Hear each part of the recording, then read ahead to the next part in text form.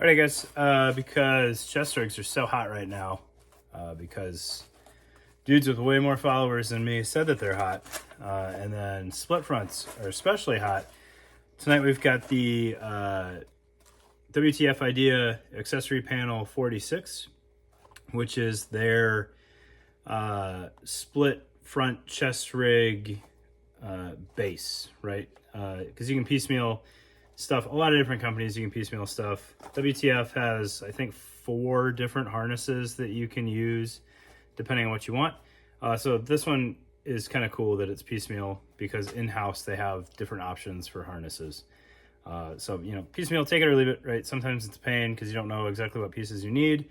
Other times it's awesome, so you don't buy pieces that you don't want. But we'll look at this thing, we'll get it on the table, and I'll show you what it's all about.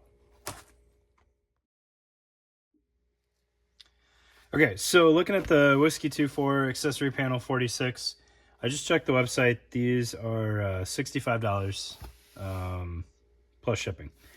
All right, and that comes with the set of 2 panels, and then as far as I know, you also get this bucket of buckles with the with the setup.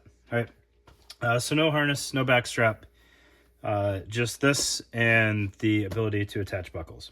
All right. I started out with these kind of loaded up with some different options just so I'm not fumbling around while I got you guys on camera because I appreciate your time.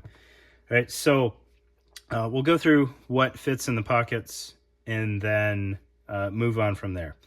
All right, so right off the bat, a Harris 152 and I assume a 148 will fit. All 4 cells are the same size. I should throw that out there. Will fit just fine. Height-wise is kind of ideal for the Harris, just because it swallows the whole thing, and then you can adjust the ride height of the chest rig yourself. You don't necessarily need like a Cry Airlight type setup for radios on a chest rig because there's no armor and it doesn't really matter where you wear your chest rig. All right, so I tucked in the flap on this one just because I don't think the flap is very realistic once you have an antenna and push to talk and whatnot coming off of there. But I wanted to show that if you tuck the flap, you can absolutely still retain this thing. You can use the Velcro on the rear, or you can even tie into the shoulder strap loop and make yourself a shock cord tab very easily if you need to secure your radio. All right, and then opposite of that, we have 2 25-round 308 PMags. You can see that the width of the PMag isn't totally ideal, and it kind of pushes the pocket a little cattywampus there. You still get plenty of Velcro contact. The flap is totally secure, but it just kind of shifts that Velcro over just a hair. All right, so that is that side set up. And then this side, we easily can fit 2 5.56 PMags. I've got the base plates on here. Kind of irrelevant. I don't think you're going to get 3 PMags in here, so you'll just have a little bit looser fit with 2 standard PMags. I would suspect that even on a 40-round mag, you could get plenty of coverage there, so you wouldn't have you wouldn't be running out of flap at all on the 40-round PMags if for whatever reason that's what you wanted to do. All right, and then opposite of that, we've got. Bear with me here. I don't know where the rest of my metal stand eggs are. So you can fit 3 aluminum 5.56 mags in there. Got the Cry gun clip on here just getting in the way, but if that wasn't there, we could fully seat all 3.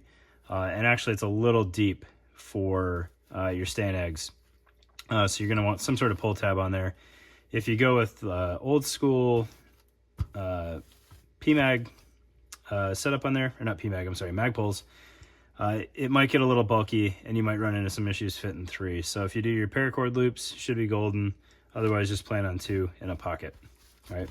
And these PMags, I don't know why they're sitting up so much taller. I guess it's just the extension on there.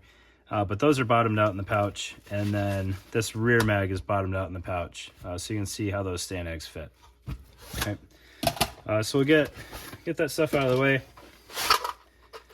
The 2 sides are essentially identical, so we'll just look at one and break that down in detail for you. All right, so if you're looking at it and you take them out of the package and you're wondering which side's which, you've got your shoulder strap loop It should be closer to the center, I would imagine. You can flip this either way. It's going to work out just as well. So if you're exceptionally wide human being, or you're using this over armor or something, and you want to spread out your shoulder straps a little bit, you know, you could have this be your right side panel or your left side panel. It really doesn't matter, but that's where you're going to mount your shoulder strap to. Right. And then looking at the sides here, you've got a couple different options. You've got the side with 2 loops, and then a side with 3 loops.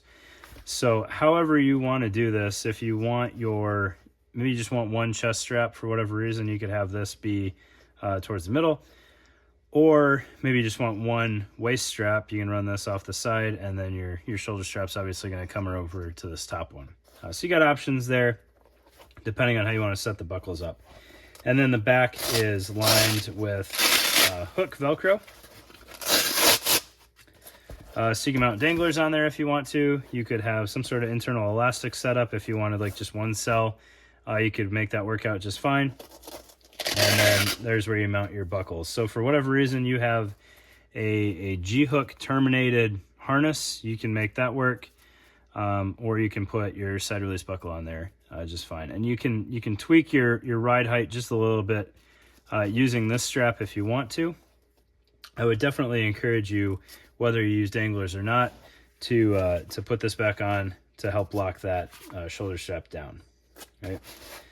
The bottom, you got your nice box stitched pockets there, so they're not really open bottom at all. There's a little bit of a corner back there just from the assembly that could let some stuff in, but it's no worse than a grommet on these. You've got the nice sealed bottoms. Your flaps, if anything, may be too long, but they've got a good bit of Velcro on there, so you can secure those wherever you want. And then you've got some nice wide elastic helping provide tension on your magazine pockets.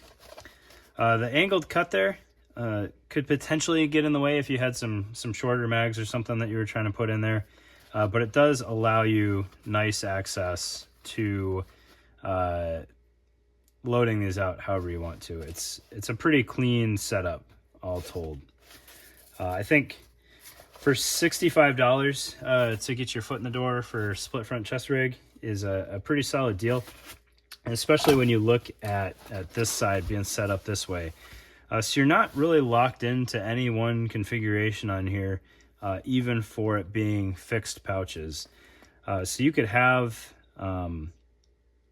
between 4 and 6 5.56 mags, or 5.56 magazines, and dual comms if you wanted. You could run 3 pockets with magazines and then 1 radio. You know, you got a lot of options, and then you can run danglers off both sides. So if you needed frags or smokes or GP space, you've got that. And then additionally, with these only being 2 cells wide each, you could still put expander wings off of the side here. And I apologize, I meant to open this up ahead of time to show you guys. You know, if you wanted all of the magazines in that setup, you can still put something like the Spiritus expander wing on there to get your radio using the mounting on the rear. So I think that's a pretty solid deal to get your foot in the door. $65 isn't bad at all, especially if you're running M4 mags. AK mags would probably fit in here too. I bet you could get 2 AK mags in there, no problem. Again, you got plenty of flap, so those should fit just fine. And then, you know, fielder's choice on harness and waist strap and everything, so you don't have to stick with WTF. You can go elsewhere and get whatever you want. It's a pretty good deal. So thanks, guys.